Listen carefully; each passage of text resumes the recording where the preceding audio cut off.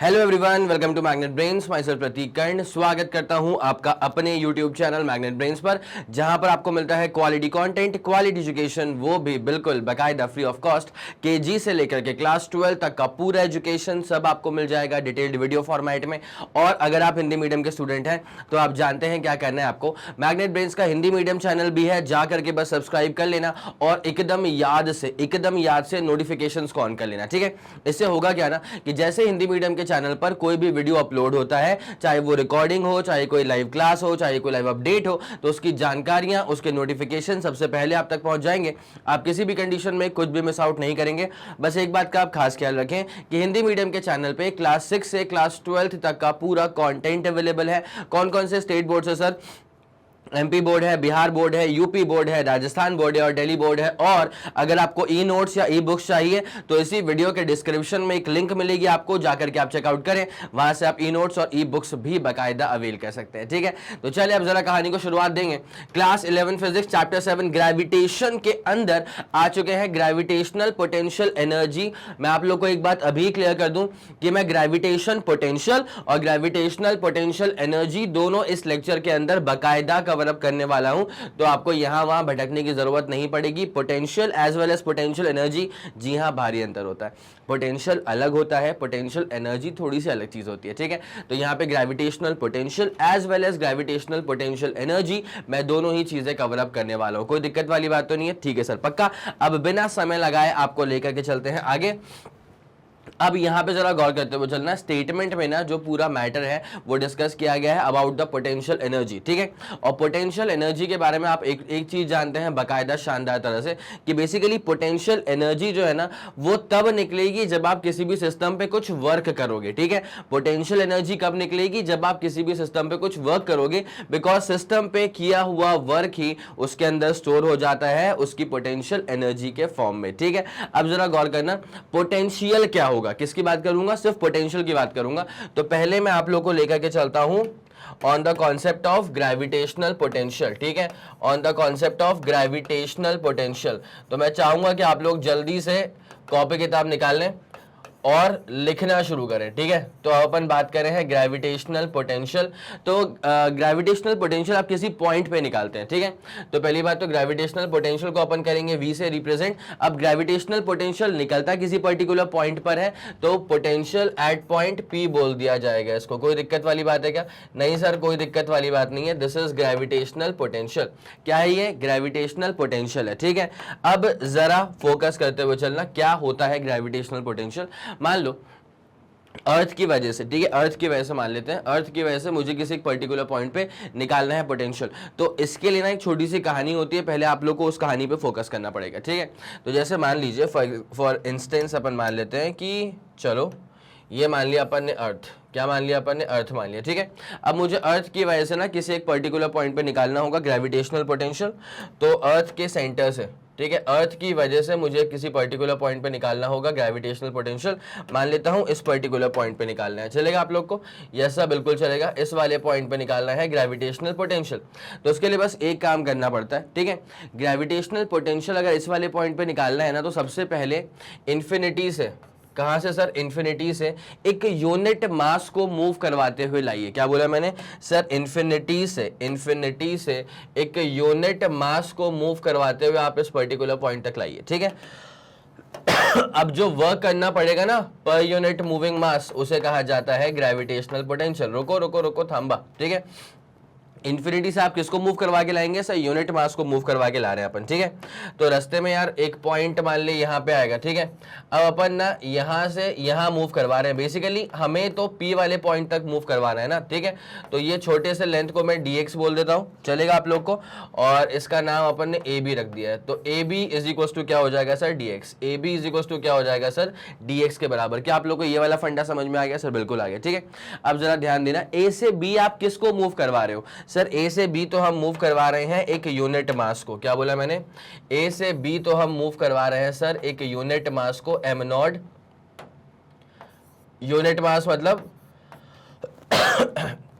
m not की value को अपन मान लेंगे 1 के बराबर। कोई दिक्कत नहीं है, ठीक है सर। ये जो अर्थ था, अर्थ का पूरा मास कितना होगा सर, कैपिटल एम। यहां तक का फंडा पूरा क्लियर है सर, सुप्रीमली क्लियर है, कोई दिक्कत वाली बात नहीं, कोई दिक्कत वाली बात नहीं, ठीक है। तो अब ग्रेविटेशनल किसी भी पर्टिकुलर पॉइंट पे अगर निकालना है ना, तो this is defined as the amount of work done in moving a unit mass, amount of work done in moving a unit mass from infinity to that particular point, ठीक है। तो मैं इसको लिख देता हूं कि इसकी डेफिनेशन क्या बनती है कि gravitational potential at a point, gravitational, इसकी डेफिनेशन क्या बनती है सर कि gravitational potential at a point, gravitational potential at a point, और सर वो पॉइंट क्या है सर, वो पॉइंट है P। तो gravitational potential at a point is defined as, gravitational potential at a point is defined as the amount of work done, the gravitational potential at a point is defined as the amount of work done, it is defined as the amount of work done in moving a unit mass, amount of work done in moving a unit mass, in moving a unit mass, कहाँ से कहाँ तक, in moving a unit mass from infinity to that particular point, in moving a unit mass from infinity to that particular point, in moving a unit mass from infinity to that particular point, ठीक है, बढ़िया है। ये वाली बात पूरी clear समझ में आ गई है, यस सर, ये वाली बात पूरी क्लियरली समझ में आ गई, ठीक है। तो कितना वर्क करना पड़ेगा in moving a unit mass from infinity to that particular point, that will be called as the potential, gravitational potential at that particular point, ठीक है। चलो अब अगर ये वाला फंडा पूरा क्लियर है ना, तो इसका मतलब क्या है कि पहली बात तो ऐसे लिख लेते हैं, amount of work, gravitational potential, इसको अपन येलो से करते हैं, at any particular point is defined as amount of work done per unit mass in moving from infinity, in moving the unit mass from infinity to that particular point। ये वाला फंडा पूरा clear है sir, ये वाला फंडा पूरा clear है। क्लास 12th में भी ना आपको एक चीज पढ़नी पड़ती है, इलेक्ट्रोस्टैटिक पोटेंशियल, और मैं बता दूं आपको कि वहां पर भी सेम फंडा ही होता है, लेकिन यहां पर आप बात कर रहे हैं मासेस की, और इलेक्ट्रोस्टैटिक पोटेंशियल में आप बात करते हैं मासेस की नहीं, चार्जेस की, ठीक है। चले अब आते हैं इसके प्रॉपर डेरिवेशन के ऊपर, रेडी, चले सर, ओके डन। वर्क का फॉर्मूला क्या होता है सर, वर्क का फॉर्मूला होता है सर फोर्स इनटू डिस्प्लेसमेंट। मैंने बोला बहुत बढ़िया, उम्दा। तो भाई वर्क इज इक्वल टू, मेरी बात सुनना, ये जो फोर्स है ना, ये फोर्स को अपन कैसे खोलेंगे सर, दो बॉडीज के बीच का फोर्स क्या होगा सर, दो बॉडीज के बीच का फोर्स होगा जी m1 m2 बाई आर का स्क्वायर, ठीक है। तो जी m1 m2 बाई, अभी एक काम करो, सुनो मेरी बात, टोटल आप यहां तक लाना चाहते हो, ठीक है। तो अब आपको ये समझना है कि यहां से यहां तक की दूरी कितनी है। तो सर ये जो दूरी है ना, यहां से लेकर के जो यहां तक की दूरी है सर, वो आर के बराबर है, ठीक है, बढ़िया। उसके बाद सेंटर से लेकर के ये जो ए वाला पॉइंट है ना, ठीक है, फिर ए से अपन ला रहे हैं इसको इस तरफ, तो ये जो दूरी है सर, ये है सर एक्स के बराबर, कितनी है सर, ये एक्स के बराबर है, ठीक। तो अपने पास अभी जो ग्रेविटेशनल पोटेंशियल एनर्जी अपन निकालने वाले हैं यहाँ पे, मतलब ग्रेविटेशनल पोटेंशियल निकालने वाले हैं, तो इसका फॉर्मूला क्या होता है, वर्क अपॉन मूविंग मास बेसिकली, ठीक है। तो यहाँ पे फोर्स का फॉर्मूला क्या होगा, जी m1 m2 बाई एक्स का स्क्वायर, ठीक है। उसके बाद dx का अपन ने करवा दिया इसके अंदर डिस्प्लेसमेंट, कोई दो राय है क्या, नहीं सर इसके अंदर कोई दो राय नहीं है। तो अब एक काम करेंगे, इसको इसी के बाद अपन इंटीग्रेट करना शुरू कर देते हैं, ठीक है। तो जैसे ही हम इसमें शुरू करेंगे इसका प्रॉपर इंटीग्रेशन, तो क्या बनने वाला है जरा ध्यान देना अच्छे से, ये आ जाएगा dw का इंटीग्रेशन, ठीक है, इज इक्वल्स टू, यहाँ पे आ जाएगा जी एम नॉट, ये तो बाहर आ जाएगा, ये हो जाएगा 1 अपॉन एक्स स्क्वायर का इंटीग्रेशन dx यहाँ पे आएगा। अब जरा अपन एक दफा लिमिट्स की बात करें तो फिर मजा आ जाएगा, ठीक है। अपन एक दफा यहाँ पे लिमिट्स की बात करें तो मजा आ जाएगा। देखो भाई कहाँ से मूव करवा रहे हैं सर, इन्फिनिटी से मूव करवा रहे हैं, तो कितना वर्क करना पड़ेगा, कोई वर्क नहीं, ठीक है। और इन्फिनिटी से अपन मूव करवा के कहाँ तक ले आए सर, एक ऐसे पॉइंट तक लाना है जिसका डिस्टेंस r है, तो कुछ तो वर्क करना पड़ेगा, इसको अपन w बोल देंगे, कोई दिक्कत है नहीं सर, कोई दिक्कत नहीं है। तो dw का जो इंटीग्रेशन है वो आ जाएगा w के बराबर, is equals to G m naught minus, अच्छा 1 अपॉन एक्स स्क्वायर का जो इंटीग्रेशन होता है ना बेटा, वो होता है -1 अपॉन एक्स, ठीक है। मैं आप लोग को एक दफा दिखा दूं अगर आप लोग इसमें संतुष्ट नहीं है तो अगर आपको इंटीग्रेट करना है 1 अपॉन एक्स स्क्वायर को, ठीक है, तो आप समझे इस बात को कि आप बेसिकली ये करना चाह रहे हैं कि इंटीग्रेशन ऑफ एक्स की पावर -2 आप परफॉर्म करना चाह रहे हैं, ठीक है। अब अगर x की पावर -2 का आप करेंगे ना इंटीग्रेशन, तो पावर में +1 नीचे +1, ठीक है। तो ये क्या हो जाएगा सर, x की पावर -2 था, इसमें कर देना +1, और नीचे भी क्या कर देना, -2 था, उसमें कर देना +1, ठीक है। x की पावर कितना है, -1 हो जाएगा। ये कितना हो जाएगा सर, x की पावर -1, नीचे कितना हो जाएगा, -1। तो ये बेसिकली माइनस का 1/x हो जाएगा। मैंने वही कहा था पहले भी कि 1/x² का जो इंटीग्रेशन है ना, this is going to be -1/x। लेकिन मैं ये चाहूंगा फिर भी कि आप पहले एक दफा इसका स्क्रीनशॉट ले लें यार, ठीक है। मैं चाहूंगा एक दफा आप पहले इसका स्क्रीनशॉट ले लें, ताकि आपको समझने में काफी अच्छी आसानी हो, ठीक है। 3, 2, 1 रेडी गो। सुपर क्लियर हो चुका है सर, सुपर डन हो चुका है, ठीक है। तो 1/x² का इंटीग्रेशन इज बेसिकली माइनस का 1/x। बढ़िया है सर, बहुत शानदार है सर, ठीक है। अब देख क्या होता है, तो यहाँ पे आ गया, अब ये हो जाएगा -1/x। तो मैंने माइनस को रखा है बाहर और 1/x को रखा है मैंने यहाँ पे, ठीक है। कहां से मूव करवा रहे हैं सर, इन्फिनिटी से। कहां तक मूव करवा रहे हैं सर, r की दूरी तक, ठीक है। तो यहाँ पे इधर w का w बचेगा ना अपने पास, तो ये कितना आ जाएगा अपने पास में, माइनस का gm/m0। उसके बाद अपर लिमिट करते हैं, माइनस करते हैं लोअर लिमिट।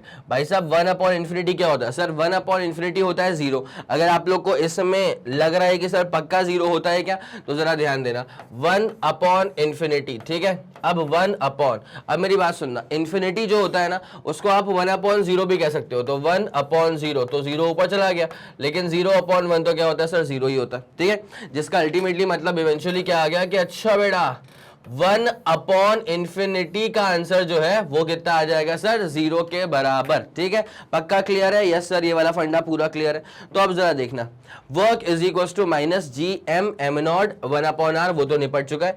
तो ये अपने पास आ जाएगा सिर्फ और सिर्फ -gm/m0/r। लेकिन इंटरेस्टिंग चीज क्या है, इंटरेस्टिंग चीज ये है कि आपको निकालना था ग्रेविटेशनल पोटेंशियल, और ग्रेविटेशनल पोटेंशियल जैसे आप निकालेंगे ना, तो ग्रेविटेशनल पोटेंशियल क्या होता है सर, वर्क अपॉन ये मूविंग मास होता है। तो जैसे आप इसको डिवाइड करेंगे मूविंग मास से, m0 कट जाएगा, तो gravitational potential at a point p is basically minus का gm/r हो जाएगा, ठीक है। माइनस का gm/r, जिसका सिंपल सा मतलब ये है कि अगर आपको ग्रेविटेशनल पोटेंशियल किसी भी पर्टिकुलर पॉइंट पर निकालना होता है, अगर आपको ग्रेविटेशनल पोटेंशियल किसी भी पर्टिकुलर पॉइंट पर निकालना होता है, तो माइनस gm/r हो जाएगा। बस इतनी सी बात है, क्या तुम्हें समझ में आ गई, जल्दी बताओ। बस इतनी सी बात है, क्या तुम्हें समझ में आ गई, जल्दी जल्दी जल्दी बताना। और स्कॉपर ने दे दिया है सेपरेशन, खूबसूरत सा, ठीक है, कोई दिक्कत वाली बात नहीं है। तो यहाँ पे इसका डायग्राम बता दिया, यहाँ पे इसका डेफिनेशन बता दिया, और यहाँ पे कर दिया इसका पूरा सोल्यूशन सॉल्व, ठीक है। तो मैं चाहूंगा जल्दी आप पहले इसका स्क्रीनशॉट लेंगे, उसके बाद फिर आपको कहानी में इसी के अंदर आगे लेके चलते हैं। पक्का क्लियर है, चले हो गया, बढ़िया, कोई दिक्कत वाली बात तो नहीं है, यस ये वाला फंडा पूरा क्लियर है, ठीक है। तो इसे अपन कहते हैं ग्रेविटेशनल पोटेंशियल, ठीक है। किसी भी पॉइंट पे आप निकाल सकते हैं, तो मैंने अर्थ की वजह से निकाल दिया है, ठीक है। किसी और बॉडी की वजह से भी आप निकाल सकते हैं, कोई दिक्कत नहीं है, ठीक है। अच्छा, एक बहुत इंपॉर्टेंट चीज है, ग्रेविटेशनल पोटेंशियल की वैल्यू क्या होगी इन्फिनिटी पे, क्या होगी सरफेस पे, और किसी शेल के अंदर क्या होगी, उसकी बात कर लेते हैं। ये वाला फॉर्मुला पूरा क्लियर है, ऐसे वाला फॉर्मुला पूरा क्लियर है। नेगेटिव में आता है भाई साहब, ग्रेविटेशनल पोटेंशियल जो है ना, वो बेसिकली नेगेटिव में आ रहा है। अब जरा फोकस करते हुए चलते हैं नाउ।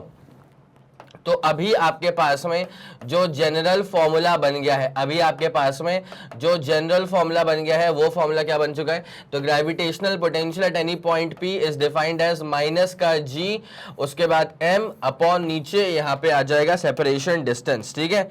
यहाँ पे क्या आ जाएगा, सेपरेशन डिस्टेंस। कोई दिक्कत है नहीं सर, कोई दिक्कत नहीं है।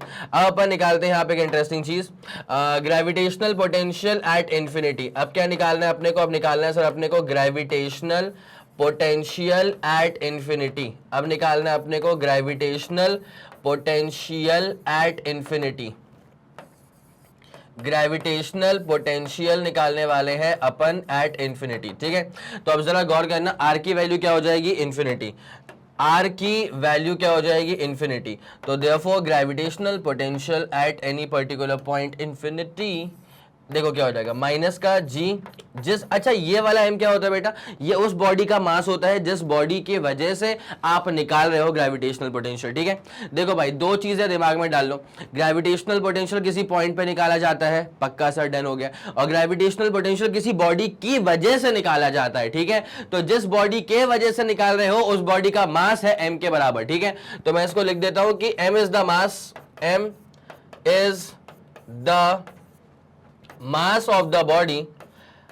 ओके भाई साहब, m is the mass of the body जिस बॉडी के वजह से आप निकाल रहे हो gravitational potential. m is the mass of the body because of which, m is the mass of the body जिसकी वजह से, because of which we have to evaluate, because of which we have to evaluate, because of which we have to evaluate the gravitational potential, because of which we have to evaluate the gravitational potential.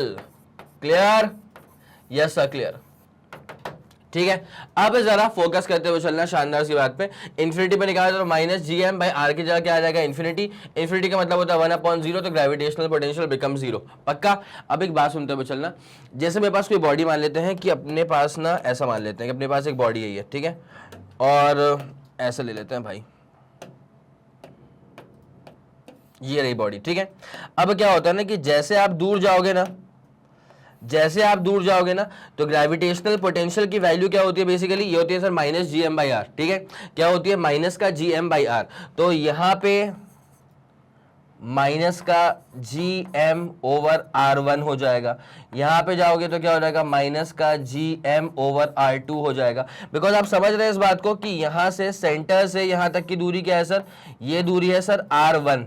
ठीक है, उसके बाद centre से ही यहां तक की दूरी क्या है सर, ये वाली दूरी क्या है सर, आर टू। ठीक है, तो जितना आप दूर जाओगे ना, ठीक है, उतना ग्रेविटेशनल पोटेंशियल निगेटिव में कम होता जाएगा। ठीक है, तो जैसे आप आगे बढ़ोगे ना, तो धीरे धीरे निगेटिव में ग्रेविटेशनल पोटेंशियल जो है, देखो निगेटिव तो आ ही रहा है, ठीक है, लेकिन जैसे जैसे दूर जाओगे ना, तो निगेटिव में ग्रेविटेशनल पोटेंशियल की वैल्यू कम होती जाएगी, और अल्टीमेटली इंफिनिटी पर ग्रेविटेशनल पोटेंशियल की जो वैल्यू है, इंफिनिटी पे ग्रेविटेशनल पोटेंशियल की जो वैल्यू है वो हो जाएगी 0, and this is the maximum gravitational potential. ठीक है, इंफिनिटी पर जो अपने पास आया था ना ग्रेविटेशनल पोटेंशियल, वो मैक्सिमम है। ठीक है, इंफिनिटी पे this is the maximum gravitational potential, infinity पे this is the maximum gravitational potential. ठीक है, मेरे ख्याल से ये वाली बात समझ में आ गई होगी। तो इन्फिनिटी पे निकालने से बेसिकली फायदा क्या होता है, आ तो रहा है जीरो, आ तो रहा है जीरो, लेकिन सर ग्रेविटेशनल पोटेंशियल जीरो आ रहा है, फिर भी आप कह रहे हैं मैक्सिमम।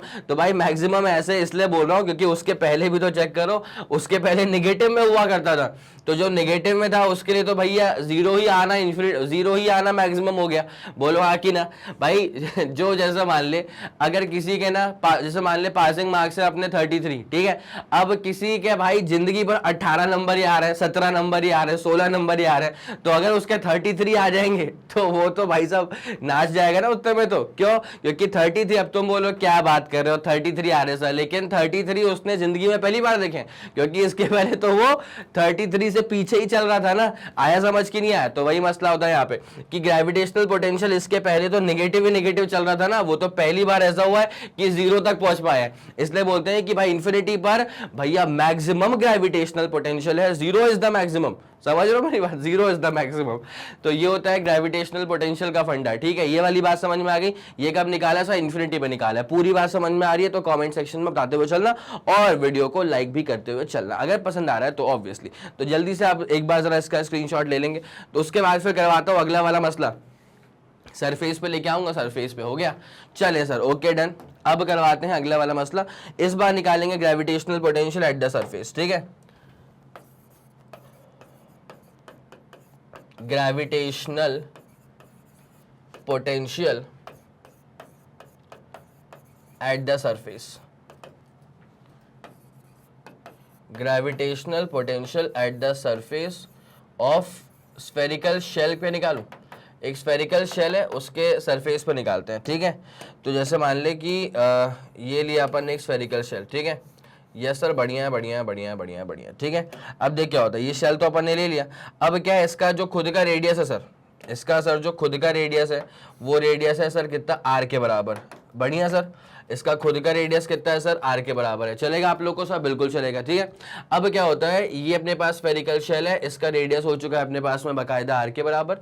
तो अगर आप समझे मेरी बात को, अगर आपको यहां पे निकालना है ऑन द सरफेस, ठीक है, तो gravitational potential on the surface is basically equal to, देखो माइनस था, जी था, और जो अपने पास ये शेल था इसका मास कितना होगा, तो ये जो अपने पास पूरा शेल था ना, इसका अपन मास ले लेते हैं, चलो एम के बराबर। कोई दिक्कत वाली बात तो नहीं है सर, कोई दिक्कत वाली बात नहीं है, ठीक है।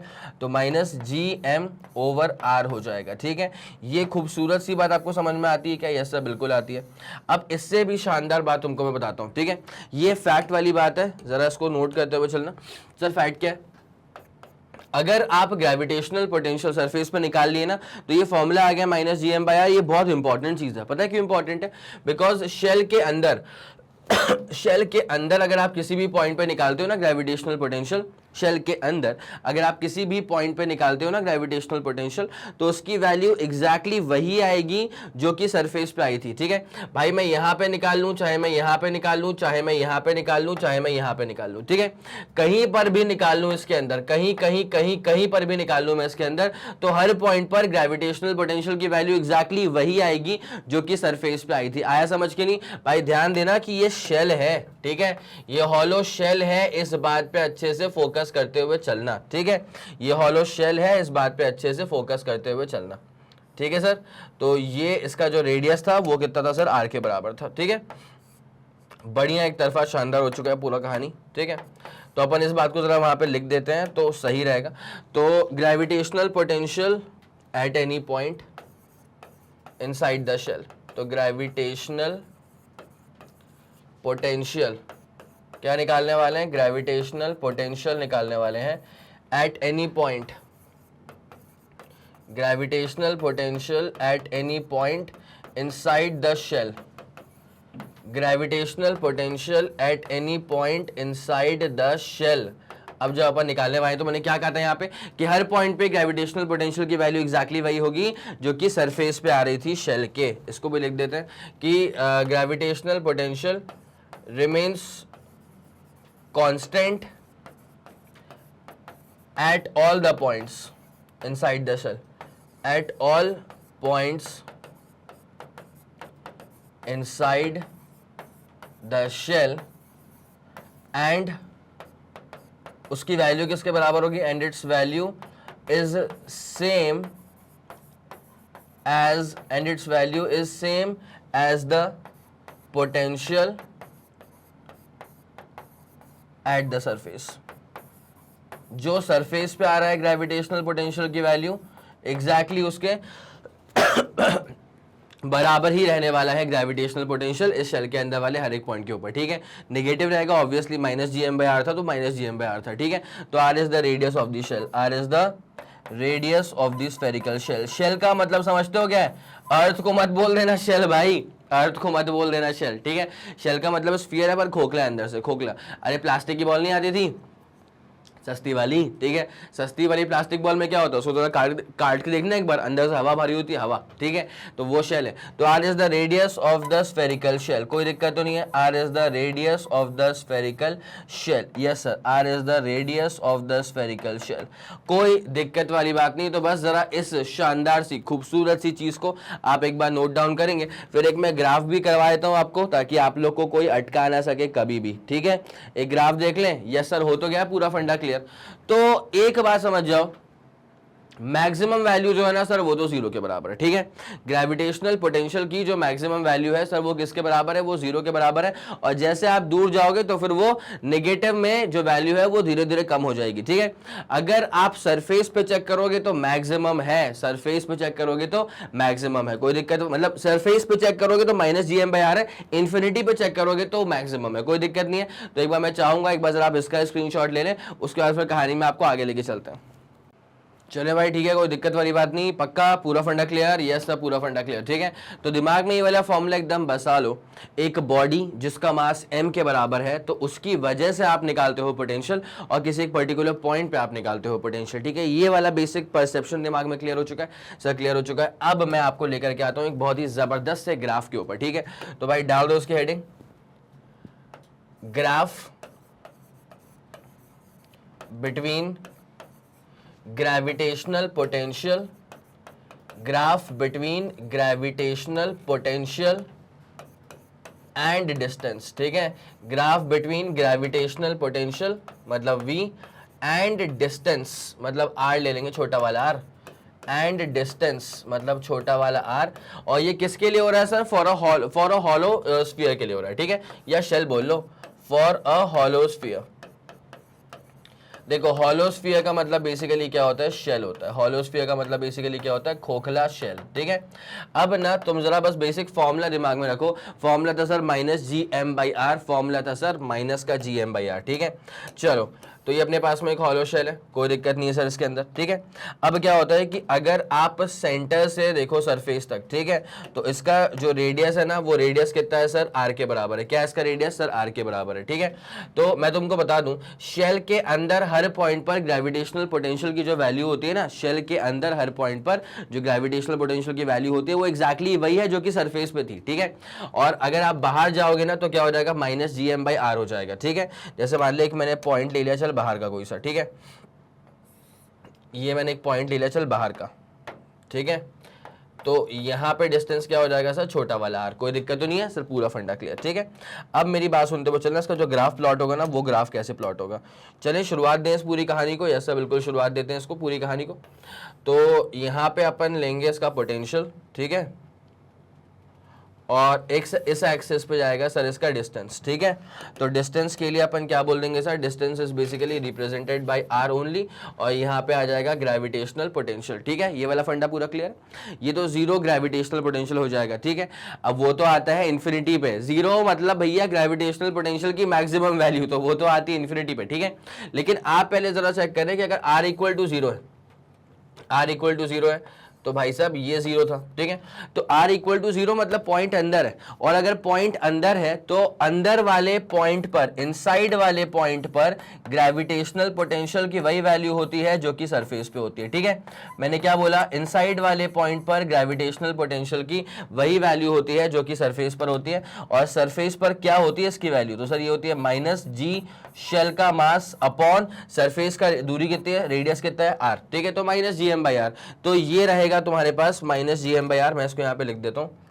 ये रहेगा तुम्हारे पास में क्या? माइनस का g mass of the shell upon नीचे क्या हो जाएगा सर? r, ठीक है। और ये कब तक वैल्यू बने रहेगी भाई साहब? सर देखो अंदर वाले पॉइंट पे और सरफेस पर सब जगह सेम वैल्यू है। जब तक मैं सरफेस पे वैसे मान लिया, अगर ऐसा होता है कि सरफेस पे ना ग्रेविटेशनल पोटेंशियल जो है वो आ रहा है -10 का आ रहा है, कितने का आ रहा है सर? -10 का आ रहा है, तो -10 जूल पर केजी का आ रहा है। तो अपन क्या बोल देंगे यहाँ पे कि ठीक है सर, अगर ऐसी बात है ना तो यहाँ पे अंदर हर एक पॉइंट पे कितना हो जाएगा? -10 का ही हो जाएगा, ठीक है। तो ये रहा अपने पास, मान लिया फॉर एग्जाम्पल -10, ये कब तक परसिस्ट करेगा सर? ये तब तक परसिस्ट करेगा जब तक r जो है ना वो रेडियस ऑफ अर्थ के बराबर ना हो जाए, ठीक है। जब तक r जो है सर वो रेडियस ऑफ अर्थ के बराबर ना हो जाए तब तक परसिस्ट करेगा, ठीक है। अर्थ नहीं, रेडियस ऑफ दी शेल बोलना चाहता हूं मैं, ठीक है। अब देख क्या होता है, क्लियर। तो ये बिल्कुल -gm/r ही बैठा हुआ है, बिल्कुल माइनस का gm/r ही बैठा हुआ है। ये हल्का सा टेढ़ा हो गया था क्या? आइट सटीक, ठीक है। चलो बस बस बस, ये कलाकारी भी करनी पड़ती है ना भाई। ओके सर, बढ़िया, ठीक है। तो अब जरा गौर करते हुए चलना। यस सर, बढ़िया, ठीक है। तो ग्रेविटेशनल पोटेंशियल -gm/r होके रखा हुआ है। अब उसके बाद क्या होता है? जैसे आप बाहर निकलोगे ना, तो क्या हो जाएगा? फिर आप जानते हो, जैसे आप आउटसाइड गए तो क्या हो जाएगा? माइनस का gm अपॉन r। फिर ये r की वैल्यू बढ़ेगी तो पोटेंशियल जो है ना वो नेगेटिव में डिक्रीज होना शुरू हो जाएगा, ठीक है। तो पोटेंशियल जो है वो नेगेटिव में डिक्रीज होना शुरू हो जाएगा, और फिर अल्टीमेटली जो अपने पास ये जीरो आएगा ना वो तो आएगा सर इन्फिनिटी, ठीक है। तो इन्फिनिटी तो अपन टच तो नहीं कर सकते, अगर टच कर दिया मतलब डिफाइन कर दिया एक्सिस पे, तो इन्फिनाइट डिस्टेंस अपार्ट जो है फिर वो ग्रेविटेशनल पोटेंशियल की जो वैल्यू है वो हो जाएगी जीरो के बराबर। क्या आप समझ पा रहे हैं मेरी बात? सर बिल्कुल समझ पा रहे हैं। तो मैं चाहूंगा इस खूबसूरत सी चीज का आप स्क्रीनशॉट ले लें, ठीक है। मैं चाहूंगा इस जबरदस्त सी चीज का आप जल्दी से स्क्रीनशॉट ले लें। कोई दिक्कत वाली बात तो नहीं हो रही सर? नहीं सर, कोई भी दिक्कत वाली बात नहीं है, ठीक है। अब यहां से आप निकाल सकते हैं, देखिए वर्क अपॉन मूविंग चार्ज बोल रहा हूं, वर्क अपॉन यूनिट मास था बेसिकली, ठीक है। तो इसकी जो यूनिट हो जाएगी ना यहां से यहीं लिख देता हूं, unit of gravitational potential, unit of gravitational potential. तो बेसिकली क्या हो जाएगा, ये वर्क अपॉन मास था, क्या था सर, ये वर्क अपॉन मास था। तो वर्क का मतलब होता है जूल और मास का मतलब होता है केजी, तो जूल पर केजी हो जाएगा। और यहीं से अपन निकाल देते हैं इसका डायमेंशनल फॉर्मूला भी, ठीक है। तो डायमेंशनल फॉर्मूला निकालने के लिए क्या करना पड़ेगा, जरा फोकस करना, डायमेंशनल फॉर्मूला निकालने के लिए क्या करना पड़ेगा। तो सर बेसिकली क्या होता है कि ये होता है वर्क अपॉन मास, ठीक है। तो एम वर्क का मतलब होता है ml2t-2, वर्क का मतलब बेसिकली क्या होता है ml2t-2, और इसको अपन डिवाइड करेंगे किससे, मास से करेंगे, तो ये निपट जाएगा। तो l²t-2 क्या हो जाएगा, l², और यहाँ पे कितना आ जाएगा सर t-2, बस बात ही खत्म हो गई, l² और फिर क्या आ जाएगा t-2, बस बात ही खत्म हो जाएगी, ठीक है। बस जल्दी से इस शानदार खूबसूरत सी चीज का आप स्क्रीनशॉट लेंगे, उसके बाद फिर आपको कहानी में आगे लेकर के चलते हैं, ठीक है। जल्दी जल्दी जल्दी करना, 3 2 1 ready go, super clear and super done sir, ठीक है, हो चुका है। और अब मैं आप लोग को करवाने वाला हूं इस पर बेस्ड एक बहुत ही शानदार सा न्यूमेरिकल, ठीक है। चलिए फोकस करें अब जरा इसके ऊपर। जैसे मान लीजिए फॉर इंस्टेंस अगर ऐसा होता है, एक क्वेश्चन देता हूं मैं, ठीक है। ये अपने पास ग्रेविटेशनल पोटेंशियल का अंतम, उसके बाद अपन करेंगे ग्रेविटेशनल पोटेंशियल एनर्जी शुरू। मेन चीज क्या होती है, ग्रेविटेशनल पोटेंशियल एनर्जी को समझने के लिए सबसे पहले ग्रेविटेशनल पोटेंशियल को बहुत ही बारीकी से समझना बहुत जरूरी होता है, इसलिए मैंने अभी तक का पूरा टाइम सिर्फ ग्रेविटेशनल पोटेंशियल पर दिया है। अब अगर ये तुम्हें समझ में आ गया है तो फिर ग्रेविटेशनल पोटेंशियल एनर्जी के अंदर ज्यादा समय नहीं लगने वाला समझने में, ठीक है। अब जरा फोकस करना, find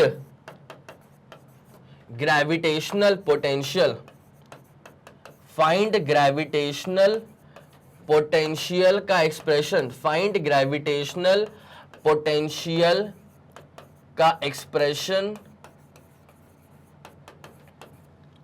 for the below given system, for the below given system, for the below given system, for the below given system, ठीक है।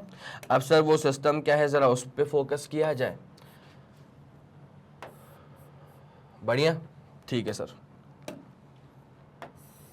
अरे अरे अरे ये नहीं चाहिए था, एक सेकेंड, ये नहीं चाहिए था, लाइन चाहिए थी, लाइन चले, तो सेंटर से, सेंटर को अपन ने जोड़ दिया, कोई दिक्कत वाली बात नहीं है। अब क्या हो रहा है सर कि ये जो पूरी दूरी है ना, ये जो पूरी दूरी है ना सर, ये पूरी दूरी तो वैसे 2r के बराबर है, ये पूरा जो सेपरेशन डिस्टेंस है ना सर, वो तो 2r के बराबर है, लेकिन आप निकालना चाह रहे हैं बेसिकली मान लीजिए इस वाले पॉइंट पे, ठीक है। तो यहाँ से लेकर के यहाँ तक की दूरी कितनी है सर, ये वाली r के बराबर है, और यहाँ से लेकर के यहाँ तक की दूरी कितनी है सर, ये वाली r के बराबर है, ठीक है। लेकिन मजेदार चीज़ क्या है कि इसका जो मास है ना वो m है, और इसका जो मास है ना सर वो 2m के बराबर है, ठीक है। अब इसका सोल्यूशन देखते हुए चलना अच्छे से, अब इसका सोल्यूशन देखते हुए चलना अच्छे से शानदार तरह से, ठीक है। तो ग्रेविटेशनल पोटेंशियल अपने को निकालना है P वाले पॉइंट पे। तो ग्रेविटेशनल पोटेंशियल का फॉर्मूला क्या होता है सर, -gm/r होता है बेसिकली, ठीक है। तो ये कितना हो जाएगा, माइनस का gm/r हो जाएगा। और उसके बाद देखो बेसिकली कैसे अपन करते हैं, ग्रेविटेशनल पोटेंशियल P पे निकालना है ना, तो ये क्या हो जाएगा, ग्रेविटेशनल पोटेंशियल पहले वाले की वजह से, उसके बाद ग्रेविटेशनल पोटेंशियल दूसरे वाले की वजह से, ठीक है। इसको अपन A वाली बॉडी बोल देंगे, इसको अपन B वाली बॉडी बोल देंगे, ठीक है। तो ग्रेविटेशनल पोटेंशियल P पे निकालना है, तो A वाली बॉडी ने क्या पोटेंशियल प्रोड्यूस किया सर, -gm/r, प्लस B वाली बॉडी ने क्या पोटेंशियल प्रोड्यूस किया, तो -g, उसके बाद मास कितना है 2m, और यहां से भी दूरी कितनी है सर, इसकी r के बराबर, ठीक है। तो gravitational potential is equals to minus का gm/r माइनस का 2gm/r, तो ये हो जाएगा माइनस का 3gm/r। तो gravitational potential at any particular point is minus का 3gm/r, बस बात ही खत्म है, ठीक है।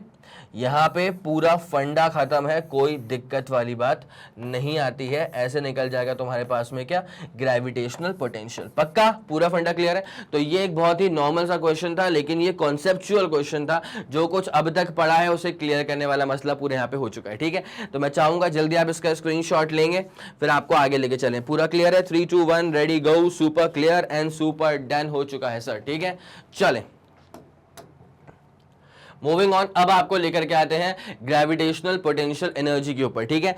कैसे ये जुड़ा हुआ है पोटेंशियल के साथ, जरा इस बात पे ध्यान देना। जब हम ग्रेविटेशनल पोटेंशियल की बात करते हैं ना, तो वहां पे हमने एक यूनिट मास को मूव करवाया था। फिर से बोल देता हूं कि जब हमने ग्रेविटेशनल पोटेंशियल की बात करी थी तो वहां पर हम एक यूनिट मास को मूव करवा रहे थे, और जब हम ग्रेविटेशनल पोटेंशियल एनर्जी की बात करेंगे तो वहां पर भी हम एक मास को मूव करवाएंगे, लेकिन समझ गए, लेकिन वो यूनिट मास नहीं होगा, वो एक नॉर्मल मास होगा।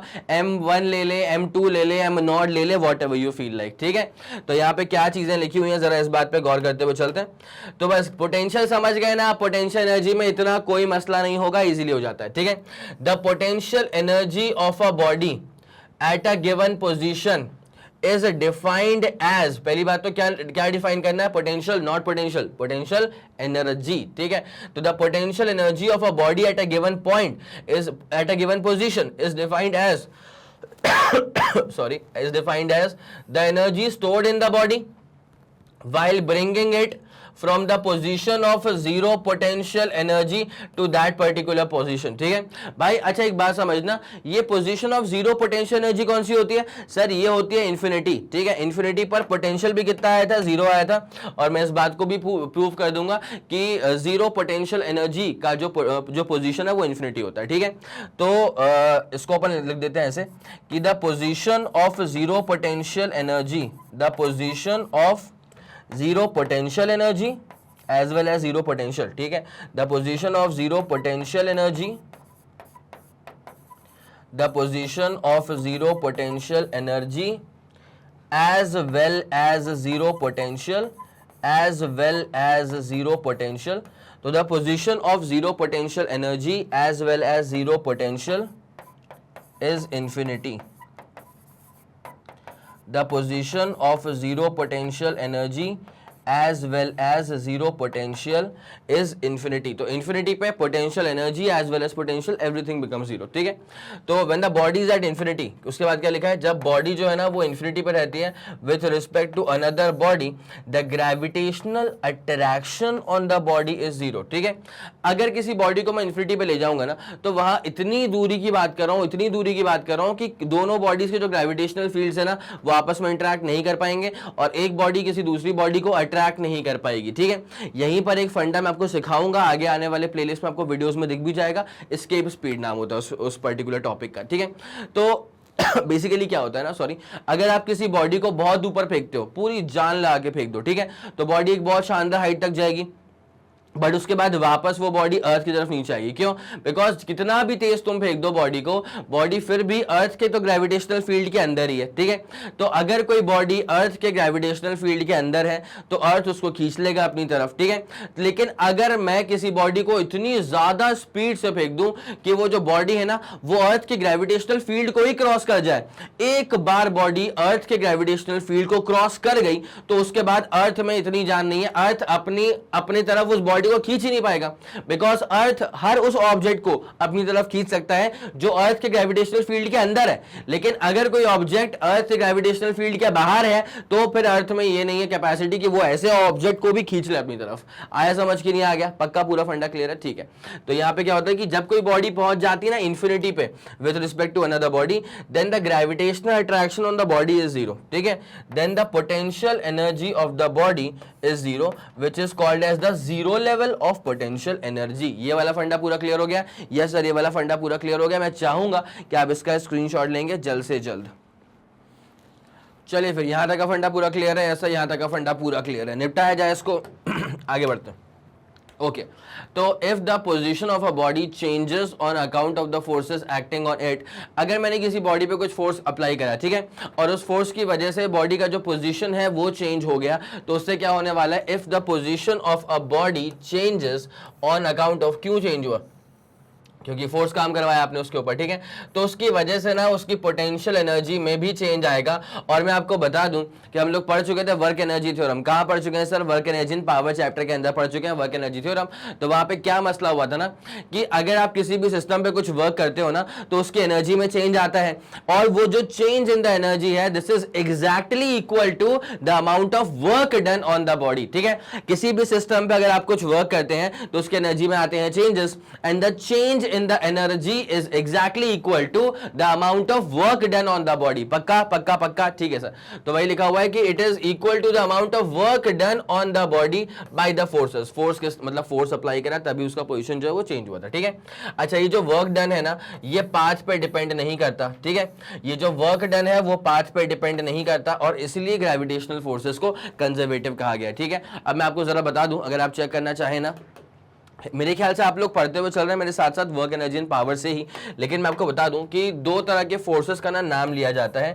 एक होता है कंजर्वेटिव फोर्स, ठीक है, और दूसरा क्या होता है सर, दूसरा होता है नॉन कंजर्वेटिव फोर्स, ठीक है। एक होता है कंजर्वेटिव फोर्स और दूसरा होता है सर नॉन कंजर्वेटिव फोर्स, ठीक है। कंजर्वेटिव फोर्सेस क्या होते हैं, अगर किसी फोर्स के द्वारा या किसी फोर्स के अगेंस्ट किया हुआ वर्क पाथ पे डिपेंड नहीं करता ना, तो उसे कहा जाता है कंजर्वेटिव फोर्स। और कंजर्वेटिव फोर्स का सबसे क्लासिक एग्जांपल क्या होता है, ग्रेविटेशनल फोर्स, ठीक है। लेकिन अगर किसी फोर्स के द्वारा या किसी फोर्स के अगेंस्ट किया हुआ वर्क अगर पाथ पे डिपेंड करने लगता है ना, तो फिर ऐसे फोर्सेस को कहा जाता है नॉन कंजर्वेटिव फोर्स। सबसे क्लासिक एग्जांपल क्या होता है उसका सर, फ्रिक्शनल फोर्स, ठीक है। तो ये वाला फंडा पूरा क्लियर है, यस सर, ये वाला फंडा पूरा क्लियर है। अब आती है बारी किसकी सर, डेफिनेशन की, ठीक है। ये है डेफिनेशन, जरा ध्यान देना अच्छे से क्या लिखा है भाई इसमें। भाई इसकी डेफिनेशन ना आपको काफी हद तक मैच करती हुई नजर आएगी, किससे सर, ग्रेविटेशनल पोटेंशियल से। बट मैं आपको फिर से क्लियर कर देना चाहता हूं कि ग्रेविटेशनल पोटेंशियल में आप जिस मास को मूव करवा रहे थे that was the unit mass, और यहां पर भी आप मास को मूव करवाएंगे, लेकिन बस इतनी सी बात है कि वो यूनिट मास नहीं होगा, ठीक है। तो जरा गौर करें, तो ग्रेविटेशनल पोटेंशियल एनर्जी है, एनर्जी एनर्जी सबसे इंपॉर्टेंट है, एनर्जी है भैया, पोटेंशियल नहीं, एनर्जी है। तो gravitational potential energy of a body at a point in gravitational field of another body, ठीक है।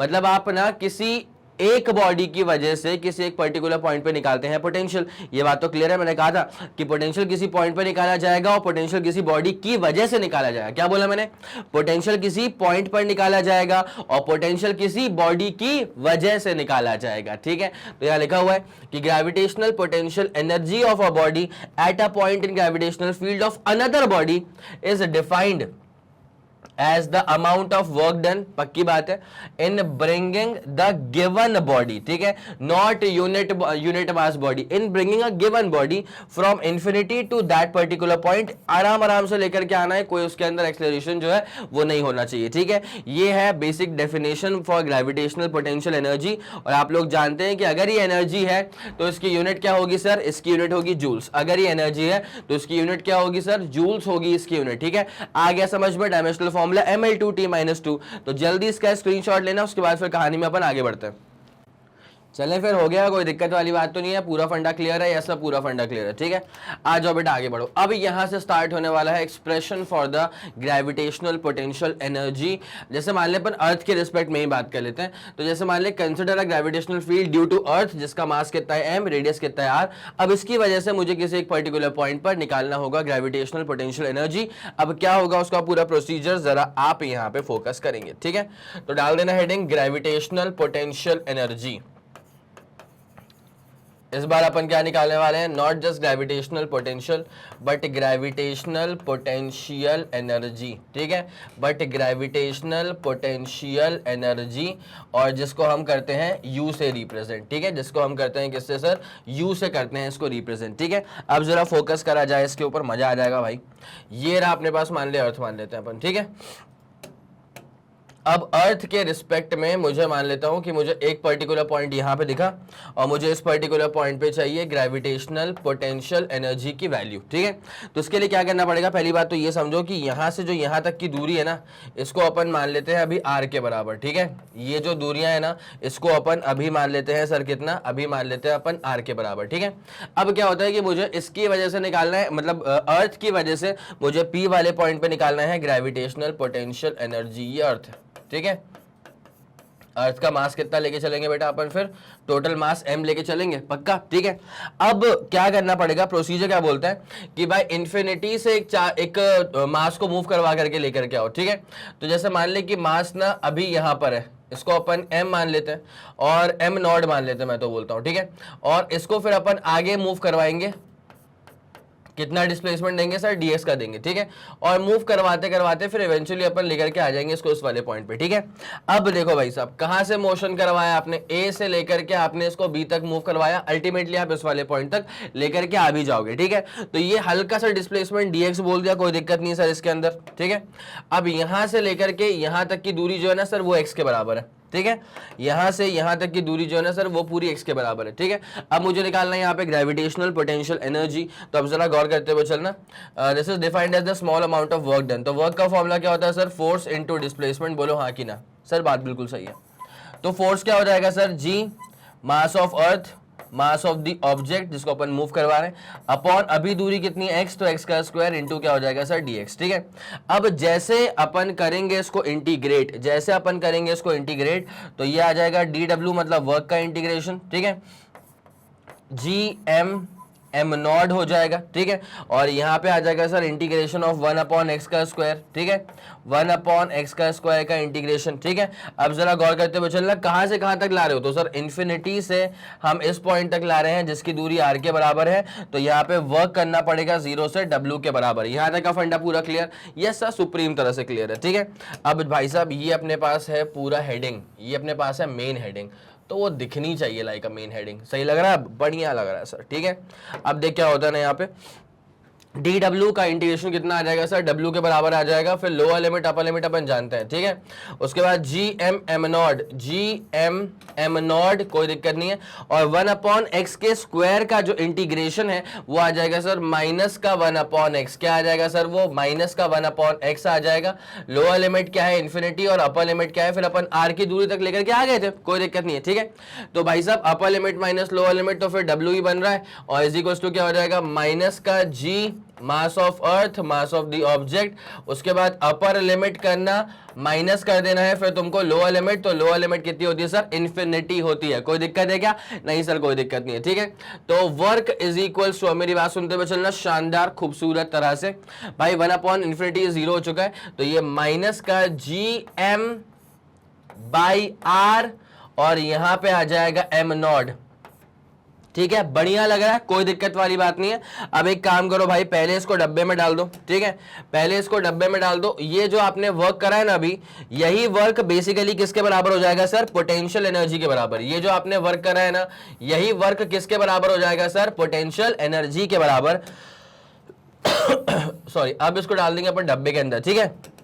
यहां से फॉर्मूला पता है, इस हिसाब से भी बन जाता है कि ग्रेविटेशनल पोटेंशियल एनर्जी, सुनना मेरी बात को अच्छे से, कोई पूछे ना कि भाई पूरा फॉर्मूला क्या है, तो बोलना सर ग्रेविटेशनल पोटेंशियल एनर्जी, पहली बात तो यूनिट है जूल के बराबर, यूनिट है जूल के बराबर, तो gravitational potential energy is equals to, अब सुनना, ये जो लिखा है ना ये माइनस gm बाई आर, ठीक है, जो लिखा है ना माइनस का gm by R, this is the gravitational potential, this is the gravitational potential, this is the gravitational potential, ठीक है। और इसको किससे मल्टीप्लाई करेंगे sir, mass of the body से। इसको किससे मल्टीप्लाई करेंगे sir, mass of the body से। इसको अपन किससे मल्टीप्लाई करेंगे sir, mass of the body से। क्या आप लोग के दिमाग में ये वाला फंडा क्लियर है सर, सुप्रीमली क्लियर है। तो gravitational potential energy is equals to gravitational potential into क्या हो जाएगा, मास ऑफ द बॉडी। शुरू होती बात खत्म, ये रहेगा इसका पूरा कंप्लीट डेरिवेशन। मैं चाहूंगा कि आप इसका स्क्रीनशॉट लेंगे जल्द से जल्द। 3 2 1 ready go, super clear and super done हो गया सर, ठीक है, ओके बढ़िया। तो यहाँ पे सेम चीज था। अच्छा, ये जो बुलेट पॉइंट्स में लिखी हुई चीजें है ना, ये सारी की सारी हैं आपको डेरिवेशन को सपोर्ट करने के लिए, ठीक है। तो आप जरा इसका स्क्रीनशॉट लेंगे पहले। सॉरी, इतनी बात पूरी क्लियर हो चुकी है, ऐसा क्लियर हो चुका है, ठीक है। चले, उसके बाद ये आ गया अपने पास में अल्टीमेट फॉर्मूला। फोर्स का फॉर्मूला क्या होगा, जी m1 m2 बाय आर का स्क्वायर। बेसिकली एक्स की दूरी थी, एक्स का स्क्वायर। सेम चीज मैं कर चुका हूं डेरिवेशन के अंदर, और ये आ गया था तुम्हारे पास में इसका ultimate formula, minus G m not upon R, मतलब जो मूविंग मास था, ठीक है। तो इसका आप स्क्रीनशॉट ले लीजिए। ये हो चुका है आपका पूरा gravitational potential energy as well as gravitational potential खत्म, ठीक है, पक्का। तो ये होता है ये लेक्चर खत्म। उम्मीद करता हूं कि आपको हर एक बात शानदार तरह से समझ में आ गई होगी। इसमें कभी कंफ्यूज मत होना, ग्रेविटेशनल पोटेंशियल अलग फंडा होता है और ग्रेविटेशनल पोटेंशियल एनर्जी जो है वो अलग फंडा होता है, ठीक है, कोई दिक्कत वाली बात नहीं है। अब इसी के साथ खत्म करते हैं इस पूरे वीडियो को। और जैसे कि आप सब लोग जानते हैं कि मैग्नेट ब्रेन्स जो प्रोवाइड करता है वो है English medium as well as Hindi medium वाली classes with entire full complete syllabus coverage, CBSE board, Delhi board, Bihar board, UP board, MP board, Rajasthan board, वैदिक मैथ्स, क्रैश कोर्स और स्पोकन इंग्लिश, ठीक है।